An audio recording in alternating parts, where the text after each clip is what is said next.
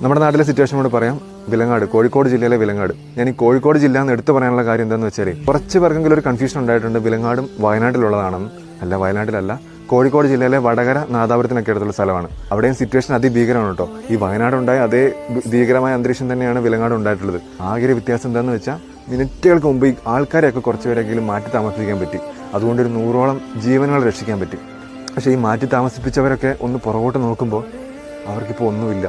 ഉണ്ടായിരുന്ന വീട്, സ്ഥലങ്ങൾ, സാധനങ്ങളെല്ലാം നഷ്ടപ്പെട്ടു. എന്താ ചെയ്യേണ്ടതെന്ന് അറിയത്തില്ലാതെ മുകളിലോട്ട് നോക്കി നിൽക്കുക. സത്യം പറഞ്ഞാൽ ഞാനിപ്പോൾ ഇങ്ങനെ ഒരു വീഡിയോ ചെയ്യാനുള്ള കാര്യം എന്താണെന്ന് വെച്ചാൽ, ഈ കോഴിക്കോട് ജില്ലയിലെ വിലങ്ങാടിന് ആവശ്യമായ മീഡിയ അറ്റൻഷനോ ഒരു ശ്രദ്ധയോ കിട്ടുന്നില്ല എന്നൊരു തോന്നലുണ്ടായി. ഒരു പേടിയുണ്ട് സത്യം പറഞ്ഞാൽ. കാര്യം വിലങ്ങാടേക്ക് എത്താനുള്ള പ്രധാനപ്പെട്ട പാലം ഉൾപ്പെടെ 5ഓളം പാലങ്ങൾ പൂർണ്ണമായിട്ട് നശിച്ചു.